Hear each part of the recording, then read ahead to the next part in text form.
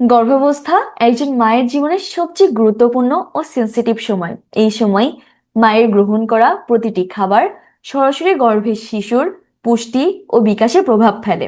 আপনার খাদ্য তালিকা শুধুমাত্র আপনার পেট ভরাচ্ছে না, বরং এটি আপনার বাচ্চার মস্তিষ্ক, হাড়, স্নায়ুতন্ত্র এবং শরীরের প্রতিটি অঙ্গ গঠনের জন্য খুবই গুরুত্বপূর্ণ ভূমিকা পালন করে। বিশেষজ্ঞরা বলেন, গর্ভাবস্থায় পর্যাপ্ত এবং সঠিক পুষ্টি নিশ্চিত না হলে শিশুর শারীরিক ও মানসিক বিকাশ বাধাগ্রস্ত হতে পারে। তাই এই সময় পুষ্টিকর খাবার খাওয়া খুবই জরুরি। চলুন জেনে নিই গর্ভাবস্থায় আপনার বাচ্চার সুষ্ঠুভাবে বেড়ে ওঠার জন্য কয়েকটি গুরুত্বপূর্ণ খাবার ও উপাদান সম্পর্কে। গর্ভাবস্থায় একদম প্রথম মাসগুলোতে ফলিক অ্যাসিড বা ফোলেট বাচ্চার স্নায়ুতন্ত্র ও মস্তিষ্ক বিকাশের জন্য সবচেয়ে গুরুত্বপূর্ণ উপাদান। এটি বাচ্চার মেরুদণ্ড ও মস্তিষ্কের জন্মগত ত্রুটি, নিউরাল টিউব ডিফেক্টস প্রতিরোধে সাহায্য করে। সবুজ শাকসবজি যেমন পালং শাক, ডাল, শিমের বিচি এবং ফোর্টিফাইড সিরিয়াল গর্ভাবস্থায় সন্তান ও মা দুজনের জন্যই খুবই উপকারী ও গুরুত্বপূর্ণ খাবার। গর্ভধারণের আগে এবং গর্ভাবস্থার প্রথম 3 মাস ফলিক অ্যাসিড সাপ্লিমেন্ট নেওয়া বাধ্যতামূলক। ডাক্তারের পরামর্শ ছাড়া এটি ভুলেও বাদ দেবেন না।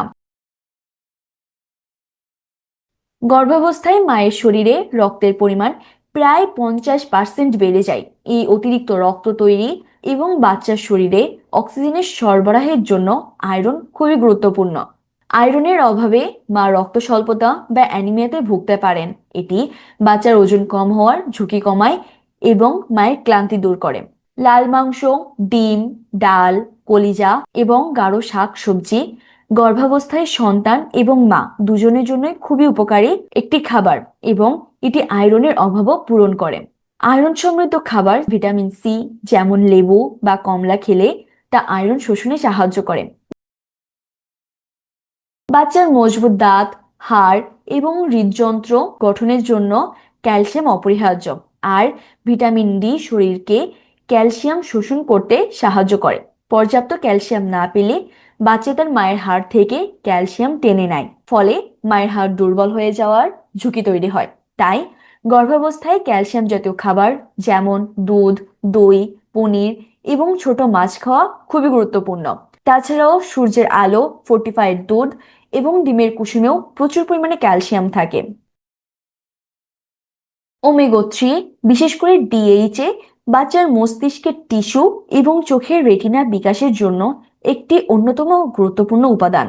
এটি বাচ্চার বুদ্ধিমত্তা এবং দৃষ্টিশক্তি উন্নত করতে সাহায্য করে।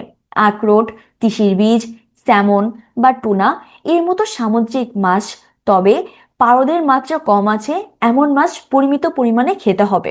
ডাক্তারের পরামর্শ অনুযায়ী মাছের তেলের সাপ্লিমেন্ট নিতে পারেন।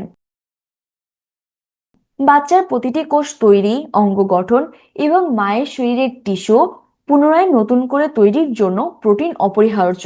পর্যাপ্ত প্রোটিন শিশুর সার্বিক বৃদ্ধি নিশ্চিত করে এবং মায়ের শরীরের ক্লান্তি দূর করতে শক্তি যোগায়।